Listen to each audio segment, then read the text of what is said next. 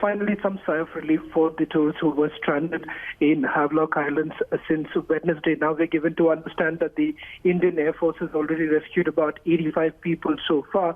We're also being told that perhaps about 120 more tourists have been rescued by the Coast Guard ships. Remember, this has been a mammoth rescue operation that is being carried out by the Indian Coast Guard as well as the Indian Navy, along with the Army and the Joint Administration. Now, there were certain difficulties that perhaps this entire joint op team did face since Wednesday because of bad weather, due to which the evacuation process time and again had to be stalled, even though the administration had basically sought help from the Indian Navy on Wednesday itself, and there were about 3 Indian Navy ships which was pressed into action immediately, but the evacuation had to be called off because of the fact that there was bad weather. Finally, today we are given to understand that around 9:15 this morning, at least 6 Indian Navy ships and about 2 Coast Guard ships were sailed out around 9:30 in the morning. Finally, we're now being told that at least 85 of the tourists have already been evacuated by the Indian Air Force, where at least 3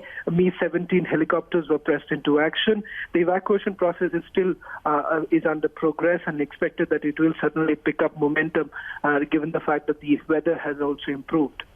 Now, apart from that, of course, Shravan, we are given to understand that apart from tourists, there are a lot of locals who are also there, and the governor has been holding a series of meetings.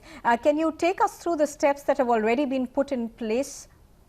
Well, it has certainly been a matter of concern for the administration there in Port Blair itself, and that is the reason why we were given to understand that not just the administration itself, the local administration, we were told that the Indian Army was also basically roped in, so that this could be a well-coordinated exercise that could be carried out by all the services involved. Now, the very fact that it is just not the tourists who are stranded, but also the locals who were also stranded, and not just Havelock but also Neil Islands, is what we're given to understand. But certainly there's been some sigh of relief with the weather improving right now. The evacuation process is under progress, and it is certainly going to pick up momentum, is what we're given to understand at this point in time.